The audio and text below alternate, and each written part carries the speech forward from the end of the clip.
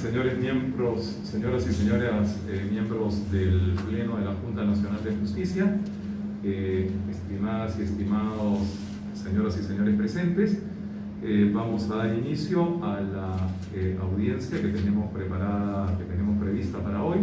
Ruego a la señorita directora de Procedimientos Disciplinarios de la Junta dar cuenta de nuestra agenda de esta mañana. Buenos días, señor presidente. Buenos días, señores y señores miembros de la Junta Nacional de Justicia. La diligencia señalada para la fecha es en el procedimiento disciplinario 001-2020 JNJ, seguido contra el señor Fiscal Supremo Tomás Salarino Gálvez Villegas. Se ha citado dentro del cuaderno de medida cautelar para el informe oral. El señor Gálvez Villegas ha pedido el uso de la palabra tanto para él como para su abogado defensor, el doctor Luis de la Cruz Moreno. Ambos están presentes, señor presidente. Bien, vamos entonces a invitar tanto al señor Fiscal Supremo investigado, el doctor Tomás Salarino Gálvez Villegas, y a su abogado, que se sirvan ubicarse en el espacio que está establecido para ellos. Muy buenos días, señores miembros. Sí, perdón, doctor, un segundito, tomen asiento, por favor. Sí. O tal vez, doctor, para respetar las normas sanitarias, señor abogado, le ruego si es que puede pasar más bien luego para mantener la distancia debida. Bien. Vamos a ceder entonces el uso de la palabra. Habíamos ofrecido el uso de la palabra por el espacio de 15 minutos al doctor Gálvez Villegas, pero estando presente su abogado, por supuesto, también le asignaremos un tiempo igual de 15 minutos. De modo tal que tiene usted la palabra, señor Fiscal Supremo. Muchas gracias. Entonces va a empezar mi abogado, por favor. Perfecto.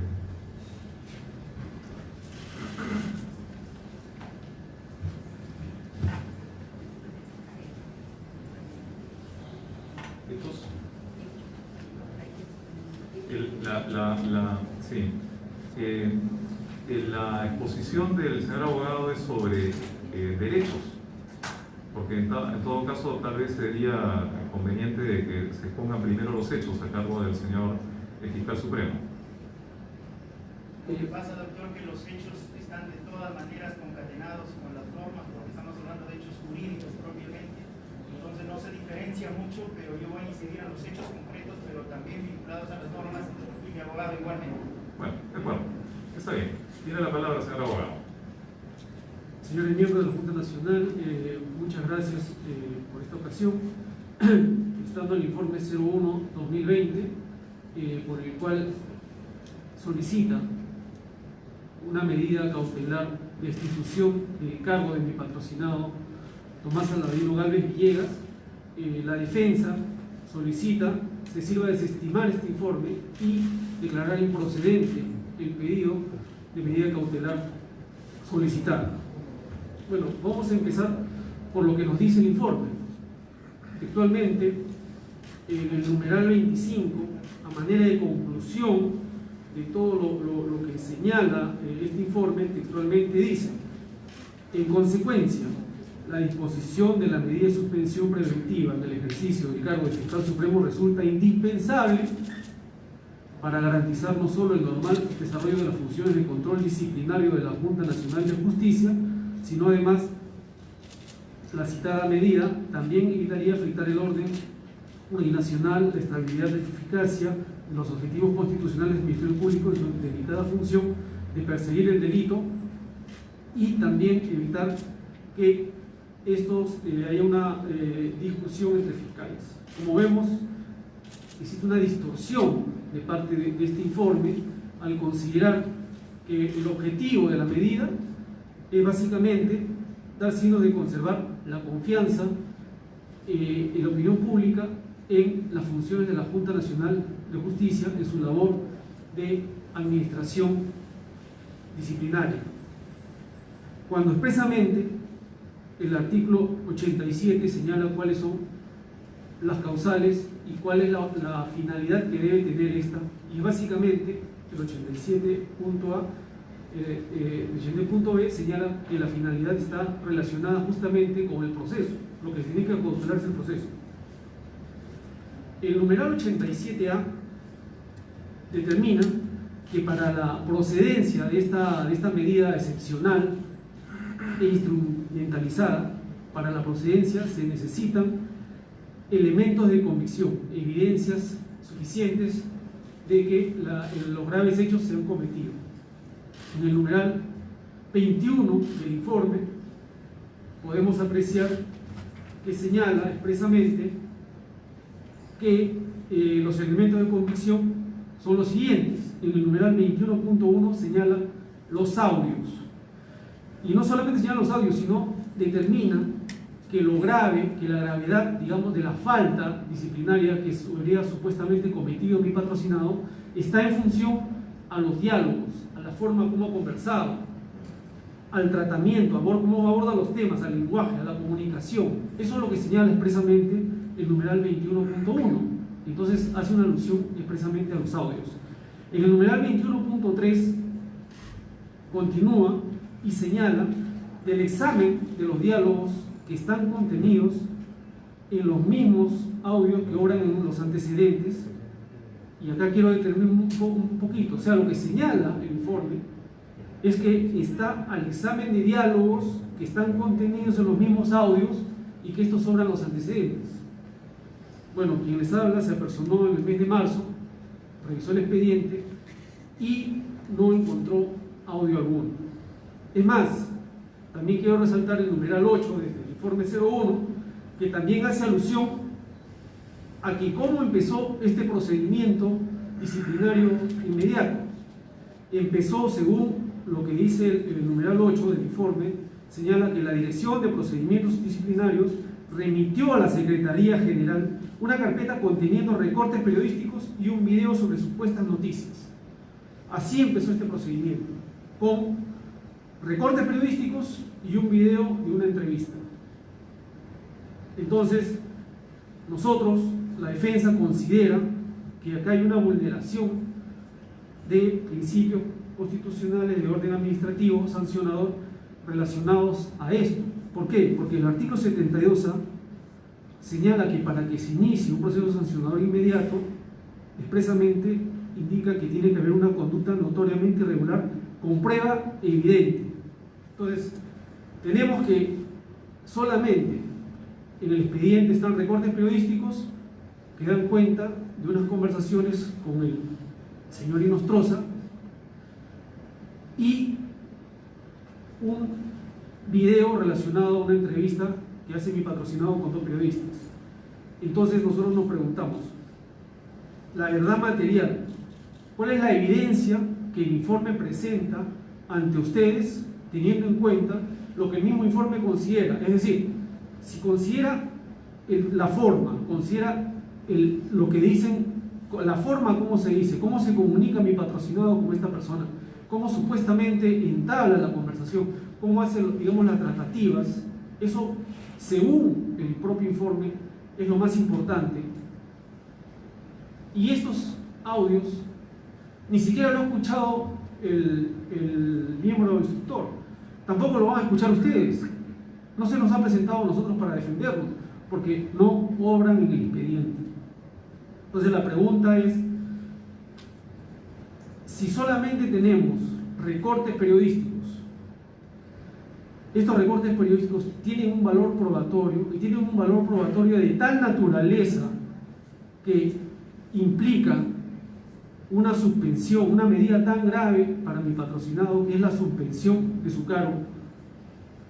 Bueno, al respecto, hay mucha información y quisiera resumirlas en este informe especializado, boletín especializado número 6 de abril del año 2009 de la Universidad Católica, que habla del procesamiento penal de violaciones de derechos humanos, en el numeral 1.8, y establece puntualmente, la Corte Interamericana de Derechos Humanos ha establecido al respecto de los recortes periodísticos, no tienen el carácter de prueba documental propiamente dicha.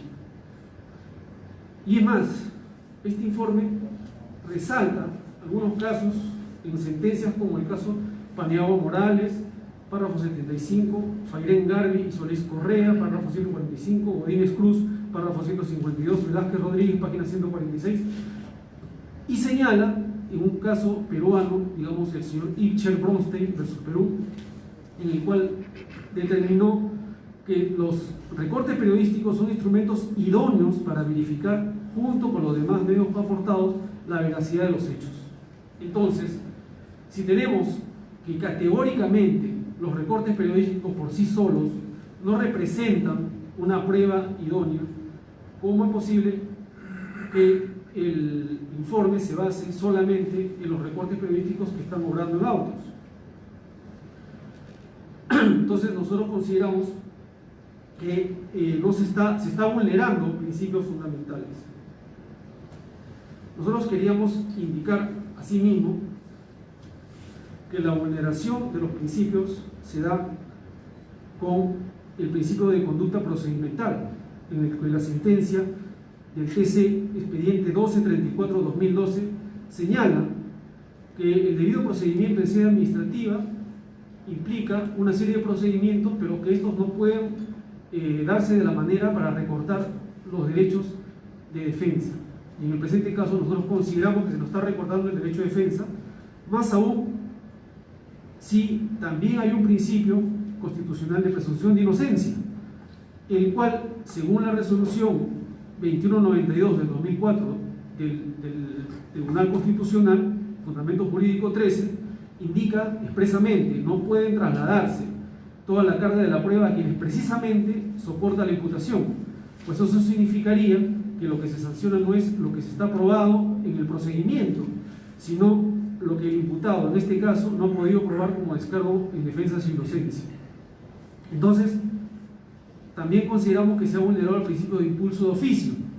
La sentencia 452-2012 del Tribunal Constitucional, Fundamento Jurídico 20, señala que prescribe que es deber de la administración ordenar la realización o práctica de actos que resulten convenientes para el esclarecimiento y resolución de las cuestiones necesarias. Entonces, nosotros consideramos que era un deber de la administración, en este caso, el lindo colegiado, que contenga en el expediente la prueba idónea. Y la prueba idónea, ¿cuál podría ser? Si el informe está señalando que lo que interesa, lo que es relevante para determinar que mi patrocinador es responsable son las formas, los diálogos. Entonces, mi patrocinador no ha tenido acceso a estos diálogos, a estos audios, y tampoco lo ha tenido ni siquiera el instructor. Entonces, por esas consideraciones, nosotros consideramos que también se está vulnerando el principio de verdad material. La resolución 452-2012 del Tribunal Constitucional establece que se toma como que arbitrariamente se utiliza un método inadecuado para producir prueba relevante. Entonces, nosotros consideramos que hay una distorsión de los hechos. Más aún, si tenemos en cuenta el otro extremo de la imputación, referidas supuestamente a un diálogo que hay entre mi patrocinado y dos periodistas, que está plasmado en un video, nosotros consideramos que esto obedece a una actividad privada, tal como ha sido recogido en el fundamento 47 de la sentencia de 1873 de 2009, que textualmente señala que la intromisión en la vida privada de los magistrados se trataría de un aspecto de la vida privada en tanto no tenga un contenido ilícito. No pueden ser objeto de valoración para efecto de sancionar a una persona, aun cuando estos actos privados pueden salir de la esfera pública. Entonces, si hay una entrevista en la cual supuestamente mi patrocinado le falta respeto a estos periodistas de alguna forma, nosotros consideramos, de acuerdo al planteamiento del Tribunal Constitucional, a la fundamentación, es un acto de la actividad privada. Pero por último, está reconocido también que hay una norma expresa en el artículo 45, hay una norma expresa por lo cual esto se podría considerar que es una falta leve, porque las faltas leves, de acuerdo al propio reglamento del Ministerio Público, en el 45.6 señala faltar al respeto debido al público, y está considerada como una falta leve y no estaría considerada como una falta grave. Entonces, por estas consideraciones, la defensa solicita humildemente a este digno colegiado reciban desestimar el informe y declarar improcedente la solicitud de medida cautelar. Bien, muchas gracias, señor abogado, muchas gracias también por respetar el tiempo que ha sido asignado. Señor Fiscal Supremo, tiene usted la palabra para completar el informe oral correspondiente. Muchas gracias, señor presidente, señores magistrados, miembros de esta ilustre junta. Yo me quiero referir directamente a la medida de cautelar de suspensión o de apartamiento del cargo, como lo llama la ley de la carrera fiscal. ¿Cuándo se dicta esta medida? Precisamente para cumplir cualquiera de estas finalidades que tienen que quedar debidamente determinadas. La medida se dicta tal como lo establece el artículo 59 de la ley de la carrera fiscal, concordante con el artículo 87 del reglamento, de manera excepcional para evitar riesgos o peligros. ¿Cuáles son esos riesgos o peligros? Primero, para evitar que la actuación del investigado frustre la ejecución de la sentencia o de la resolución final. Es decir, se tiene que dictar esta medida solo si es que mi persona, al ejercer el cargo, estaría en la capacidad de impedir que se ejecute lo que resuelva la Junta, cosa que es imposible. Es un contrasentido pensar en eso. Otro punto, se puede dictar cuando hay riesgo de que los hechos investigados se repitan si es que el funcionario sigue en el cargo. Muy bien, pero como voy a demostrar, estos hechos investigados no son ilícitos. Entonces, si se repiten, pues se repiten porque son lícitos. Lo voy a demostrar enseguida. Y el otro punto es que se dicta la medida cuando hay riesgo o peligro de obstaculización u obstrucción de la investigación. Con el hecho de que yo siga en el cargo, ¿qué facultad, qué posibilidad tengo de obstruir la investigación? De obstaculizar. ¿Qué facultad tengo? ¿Cómo se relaciona el ejercicio del cargo con la obstaculización de la investigación? Si eso fuera así, entonces todos los investigados, jueces y fiscales, tendrían que salir del cargo durante toda la investigación. Pero como es evidente, no es posible que con el ejercicio del cargo se obstruya la investigación que realice esta digna Junta. Muy bien, pero además se dice que puede también dictarse la medida para salvaguardar el interés público. Y este sí es un gran problema. ¿Por qué? Porque el interés público es un concepto indeterminado que no se puede tomar en cuenta para dictar una medida cautelar, para determinar una infracción o para imponer una sanción. Eso ya lo ha dicho con toda claridad y categóricamente el Tribunal Constitucional en una línea homogénea de jurisprudencia vinculante. Eso de un lado.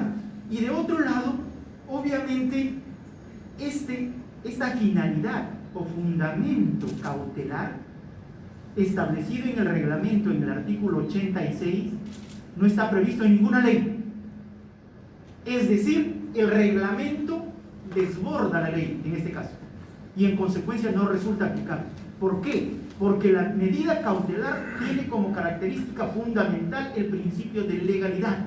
Es decir, para la imposición de esa medida cautelar que afecte derechos fundamentales, necesariamente tiene que estar determinado por una ley esa medida cautelar. Y acá no está en ninguna ley. La ley de la carrera fiscal no lo establece, ninguna otra, solo lo establece el reglamento. Pero, aun cuando estuviera en una ley, no resultaría aplicable. ¿Por qué?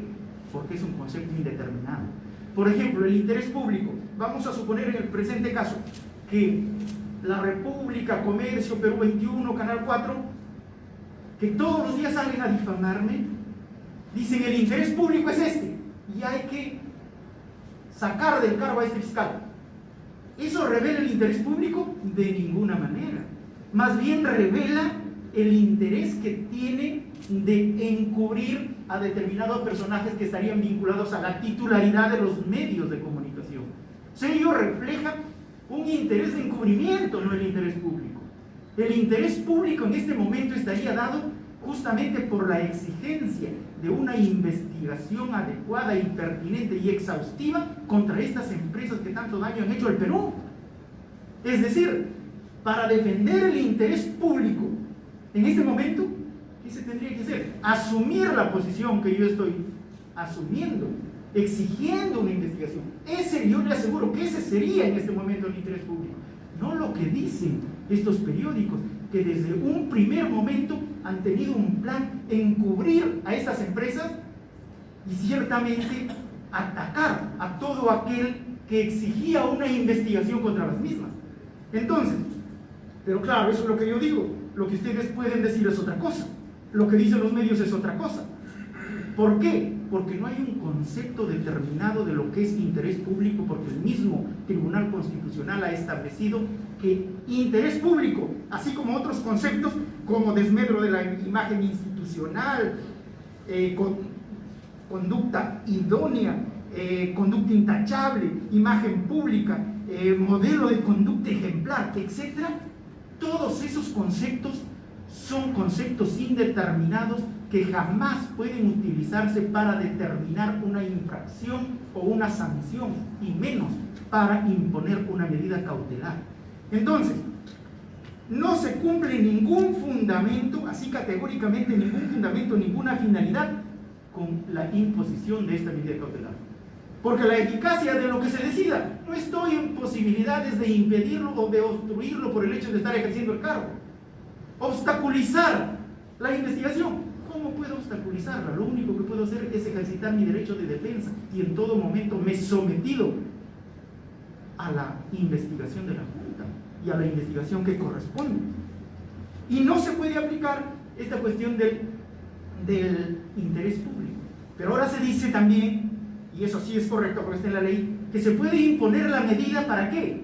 Para evitar la reiteración de los hechos ilícitos imputados. ¿Pero qué sucede? Resulta que en este caso, como voy a demostrarlo enseguida, en este caso no he cometido ningún hecho ilícito, absolutamente ninguno.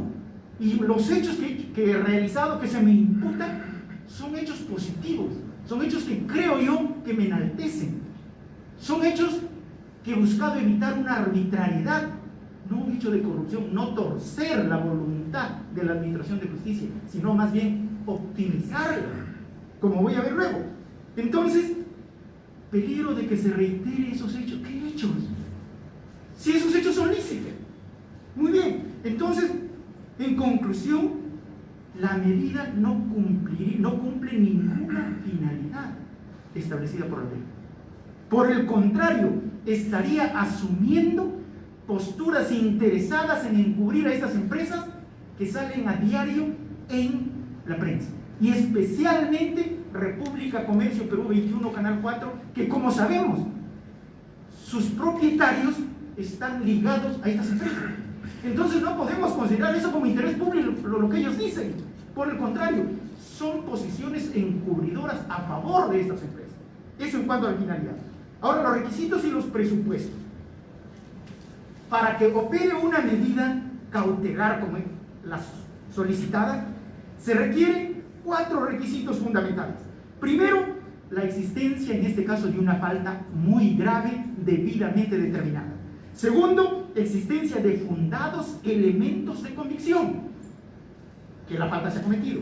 Tercero, prognosis de sanción, es decir, que la sanción tiene que ser necesariamente la destitución, no otra sanción.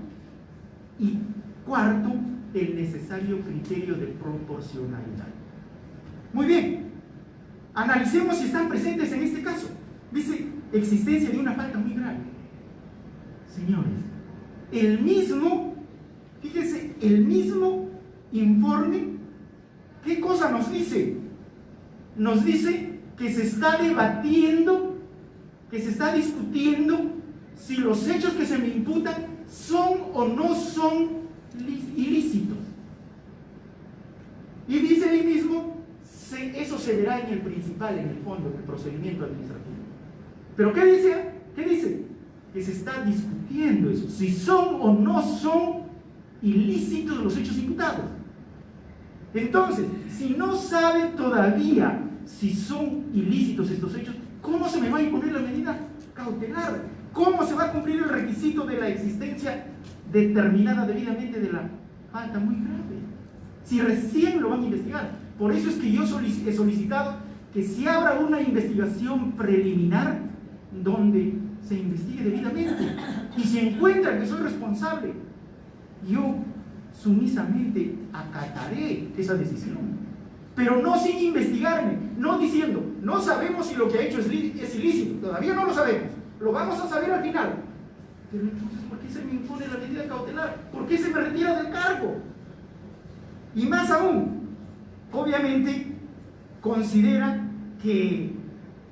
el informe considera que debido a los diálogos que se ha mantenido, no dice entre quiénes, debido a los diálogos mantenidos, a la forma como negocian, a la forma como resuelven los casos, al lenguaje utilizado, con eso se determina que el hecho está, la infracción está acreditada y la sanción de destitución igualmente. Pero señores, eso se refiere justamente a los cuellos blancos, pues claro, a estos señores cómo negociaban en el Callao, cosas así procaces, ¿no es cierto?, para lo cual les exigimos nosotros nuestro más severo rechazo y exigimos la máxima sanción, ciertamente. Pero yo no tengo que ver nada con eso. Yo no conozco a nadie de los integrantes de los cuellos blancos del Callao, a ninguno. Solo conozco precisamente, y ahí empiezo a describir los hechos, solo conozco al señor Inostroza Payán, que según hay diálogos, hay escuchas, que ciertamente se ha comunicado con ellos y tendría alguna vinculación. Pero en eso, ¿yo qué tengo que ver? Ese es el detalle. ¿Por qué? ¿Por qué conozco a Inostroza? Porque la Corte Suprema lo mandó a él como representante del Poder Judicial a la Academia Nacional de la Magistratura. Y a mí la Junta de Fiscales Supremos igualmente. Entonces ahí hemos trabajado juntos. Y obviamente ha surgido una amistad que nunca lo he negado. Y en esas condiciones nos hemos comunicado por diversas razones, particularmente de la función.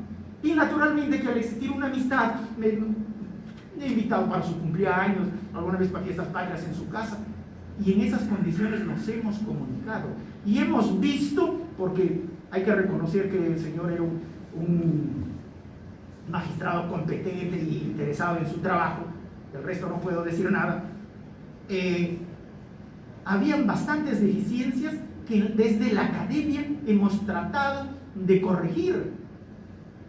Su persona y yo justamente hemos sido los más interesados en resolver problemas de la academia y por eso nos hemos comunicado. Y dentro de esas comunicaciones, el primer caso con el cual supuestamente se me vinculan a los cuellos blancos, porque llamé a Inostroza para decirle qué cosa, que hay una condena supuestamente arbitraria del presidente de las rondas campesinas de la región San Martín, en donde se le habrían sembrado un arma de fuego y lo han condenado arbitrariamente porque el arma no había sido de él. Y los miembros de la ronda venían a visitarme y a exigirme. ¿Por qué? Porque el Ministerio Público, la Fiscalía de la Nación, tenía un convenio de colaboración y apoyo recíproco con las rondas a nivel nacional y específicamente con las rondas de San Martín. Y en ejecución de ese convenio, personalmente yo he participado un sinnúmero de veces apoyando para que, como un sinnúmero de nativos que habían sido detenidos arbitrariamente recobren su libertad. Y eso es lo que hemos hecho, lo que he hecho casi en todo el ejercicio de mi función. Entonces, en ese momento, porque yo era director del Centro de Asuntos Interculturales, Comunidades y Rondas Campesinas del Ministerio Público, porque soy especialista en esa materia, y además yo he sido rondero desde los 15, 16 años antes de ingresar a la Facultad de Derecho, y obviamente conozco todo eso, sé que es un sistema especial de administración de justicia, al igual que el sistema ordinario de administración de justicia que lo constituye el Poder Judicial y todos ellos. Entonces, con eso yo he trabajado en capacitación con ellos a cada rato. Una serie de eventos hemos hecho conjuntamente con las rondas para evitar los conflictos entre ronderos y fiscales. Y en esas condiciones vienen y me exigen que en cumplimiento de ese convenio comunique su preocupación al Poder Judicial, porque el caso ya estaba en casación en el Poder Judicial, en la Corte Suprema, que comunique la arbitrariedad del hecho, tanto así que el fiscal que había intervenido en la detención, así como el policía, a los pocos días, creo un mes o un mes y medio después, cayeron presos y hasta ahora están detenidos por actos de corrupción. Entonces ellos me trajeron toda esa información, ¿y qué hago yo? Ante esa situación, yo que trabajo siempre con ellos, digo, pues sí hay indicios de arbitrariedad. Y ellos me exigían que pase la voz al Poder Judicial. Entonces, llamo a Inostroza, que estábamos conjuntamente ahí en la academia, que nos veíamos toda la semana. Y le digo, hay este problema. ¿Y él qué cosa me dice? Sí, ya hemos señalado fecha, ya sé, porque ya habíamos comunicado antes, habíamos conversado antes del tema. Y yo le digo, sería bueno que admitan la casación para que vean el fondo, porque si no ven el fondo, ¿cómo van a resolver la arbitrariedad? Señor Fiscal Supremo, Sí. el tiempo está vencido, pero le concedo 3 minutos para que pueda culminar. Pero, señor presidente, empezar el primer hecho, por favor. Yo creo que es una cuestión de equidad y de justicia. Derecho ¿Cuánto de... tiempo necesita, señor Fiscal Supremo? Mire, he tomado parte de lo que ha dejado mi abogado, que ha utilizado solo 10 minutos.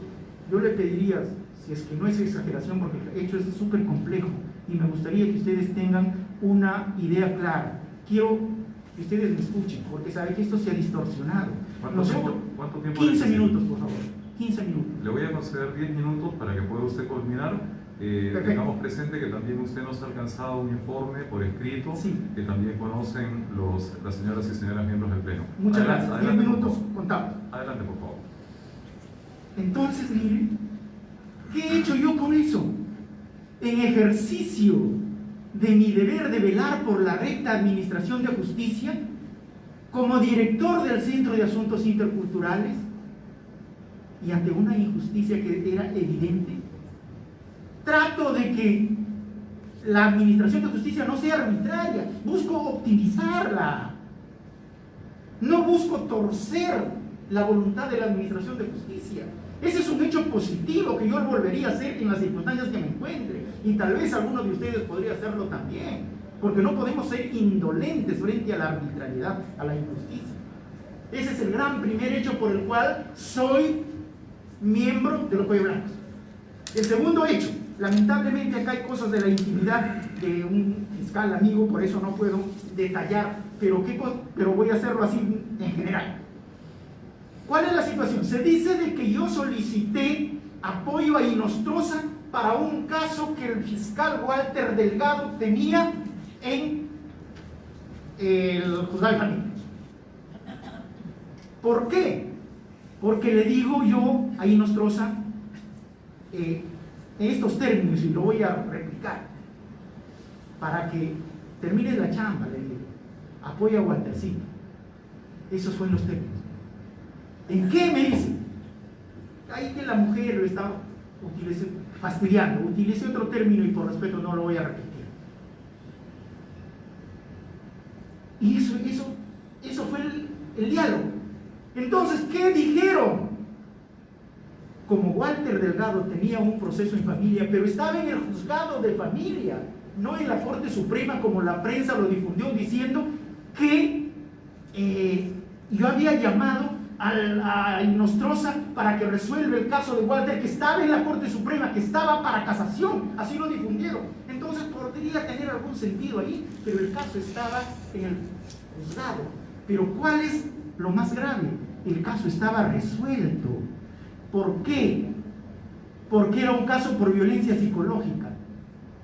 Y ya la esposa le había interpuesto, esa era la cuarta denuncia por violencia. Las 3 anteriores se habían archivado por que el hecho era falso. Se habían archivado las 3 anteriores. Y esa era la última y era por violencia psicológica, porque le llamó la atención a su hija. Entonces, ¿por qué le digo que estaba resuelto?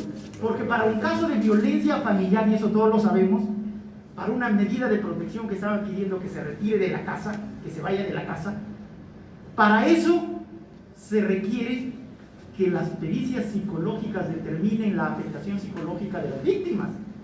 ¿Y qué decían las pericias psicológicas? Las pericias psicológicas establecían que no hay ningún daño o algún daño leve que no tiene que ver nada con actos de violencia psicológica. Eso decían las pericias. Así salió el atestado, las pericias de las hijas, las pericias de la esposa. Y la pericia de Walter salió, justo era el único afectado porque tenía un problema grave con su esposa, una cuestión de infidelidad y todo eso. Y justamente en esa pericia que le practican a la esposa admite que tiene una relación con un tercero. Por eso que el caso estaba resuelto, no había otra alternativa. Y además ya habían señalado fecha para que se resuelva. Entonces yo no puedo llamar a Inostroza para que interceda por un caso que él ni conoce. Yo también soy un profesor universitario antiguo con más de 30 años de servicio y la mayoría de fiscales, sobre todo y algunos jueces, son mis alumnos. Y si yo quiero pedir un favor, pues que nunca lo he hecho, lo haría directamente, porque voy a tener que hacer una cadena de favores. Es más, yo era amigo con Inostroza, pero académicamente teníamos bastante celo. ¿Por qué? Porque recordarán ustedes que Inostroza sacó una sentencia de la Arequipa, la 92, donde establecía con carácter vinculante que para condenar por lavado de activos primero tenemos que acreditar el delito previo. Ante eso yo me rebelé contra eso, gestioné el pleno casatorio que se hizo con todos los vocales y yo sustenté ahí el argumento totalmente contrario a Inostroza. Y felizmente que la Corte Suprema, los vocales de la Corte Suprema me dieron la razón y se impuso el criterio que existe en este momento de lavado de activos, fue el criterio que expuse en ese momento y deseché el criterio de Inostroza. Entonces, a partir de eso, y además porque siempre que postulábamos, yo salía primero y él salía segundo, había un celo de él. Yo no le iba a pedir ningún favor en ese sentido. Y además yo asumí que el hecho que esté encubriendo prácticamente a los lavados de activos, eso era indebido. En esas condiciones jamás le voy a pedir pues un favor a Inostroza. Además, él no tenía el caso estaba resuelto. ¿Cómo le voy a pedir? Por un poco de lógica, una lógica elemental. Siempre hay un principio de razón suficiente. Tiene que haber una razón para que yo le pida por ese caso. Pero no había, el caso estaba resuelto. Y además, entonces, ¿para qué le llamo?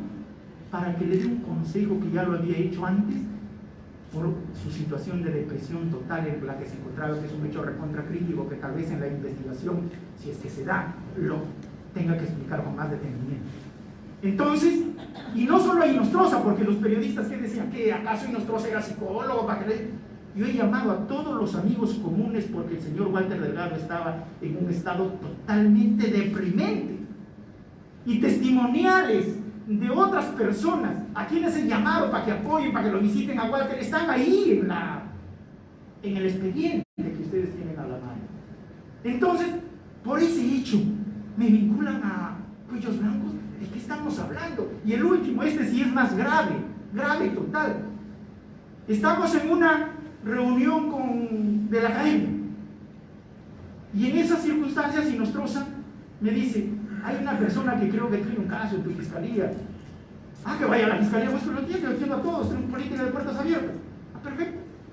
Después, en la tarde me llama y me dice: el señor se llama Mauricio Arrieta. Que venga, no hay problema.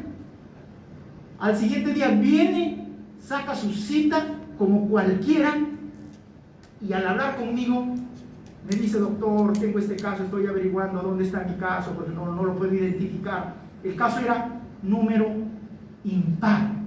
Y nosotros en la fiscalía, porque había 2 fiscalías contenciosas administrativas, veíamos solo los números pares. Entonces cuando lo veo que es número par, le digo, mira, eso no lo tenemos nosotros, eso está en la Fiscalía de Contencioso Permanente, anda ahí y saca tus citas.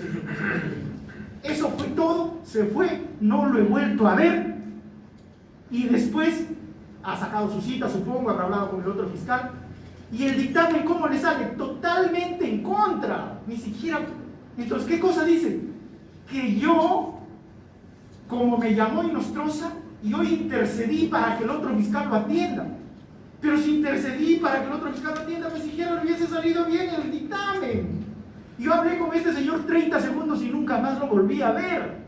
Y eso está debidamente acreditado, no es que yo le diga, está ahí con todos los elementos probatorios. Y yo le he presentado detalladamente acá a la Junta.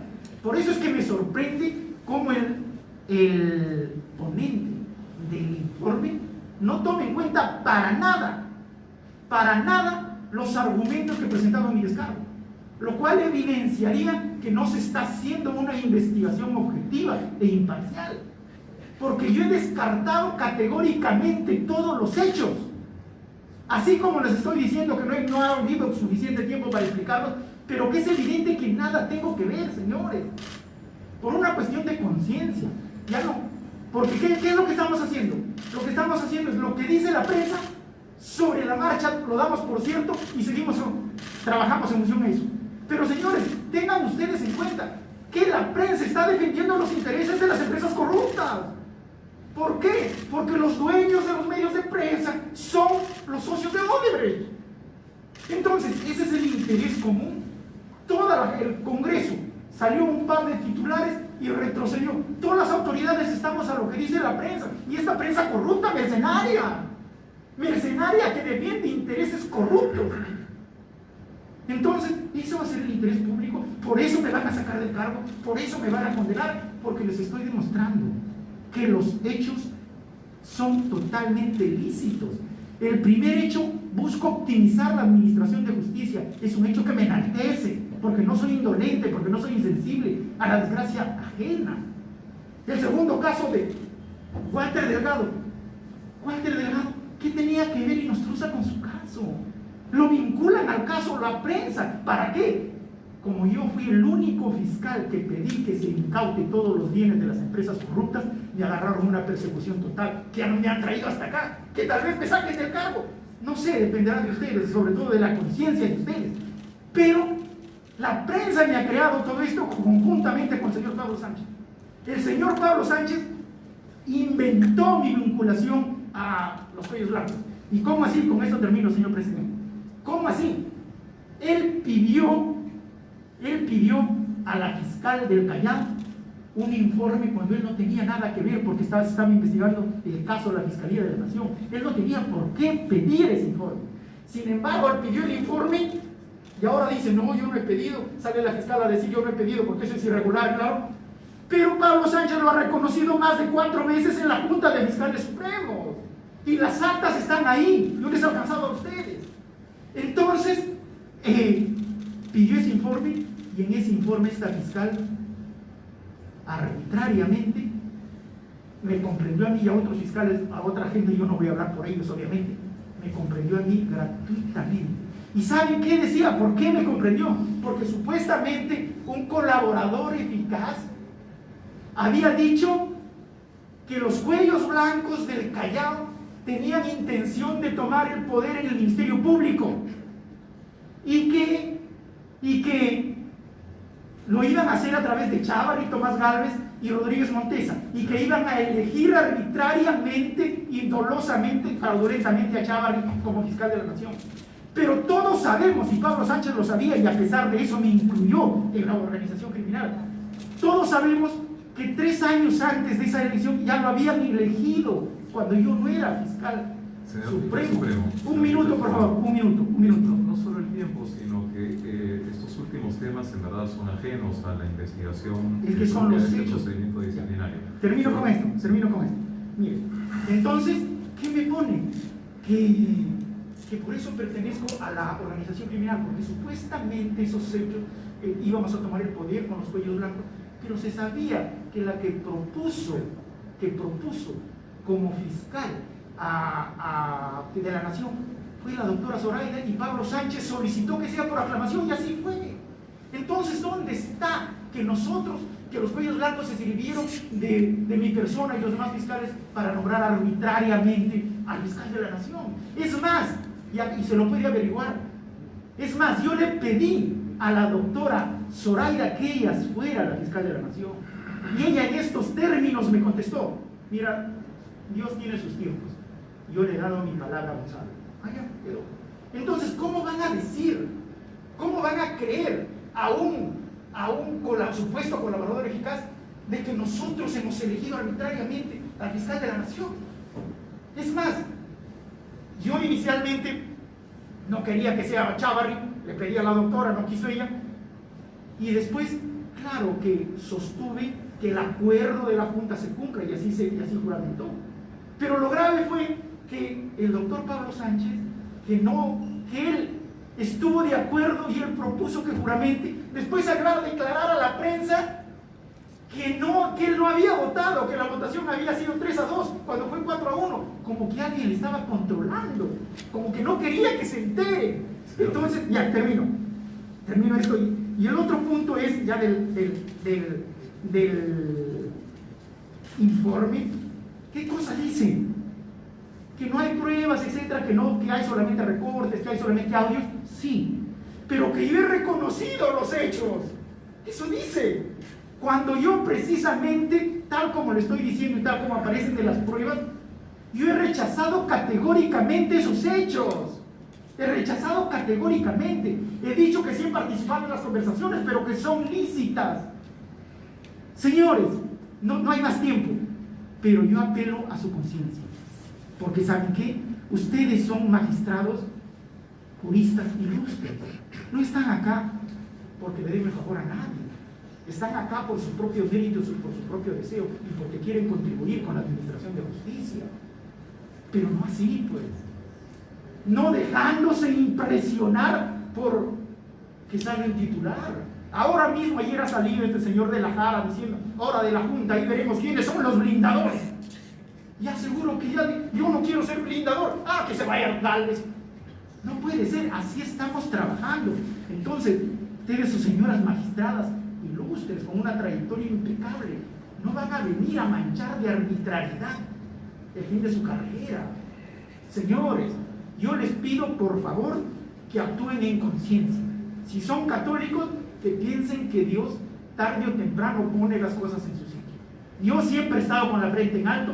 Por eso es que me he defendido de la prensa y todo eso. Cuando estas periodistas me atacan, me calumnian, me difaman en mi presencia, ¿qué tenía que hacer yo? Tenía que rechazar firmemente esos ataques, porque recuerden que ante un ataque ilegítimo a nuestros derechos surge el derecho de legítima defensa.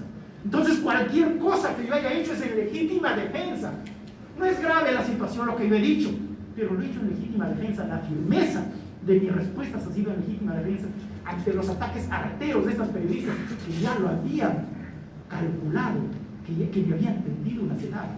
Entonces, señores, por favor, solamente apelo a su conciencia. Muchas gracias. Bien, gracias, señor fiscal supremo. Voy ahora a consultar con las señoras y señores miembros del Pleno si es que tienen alguna pregunta para formular al señor fiscal supremo o a su defensor.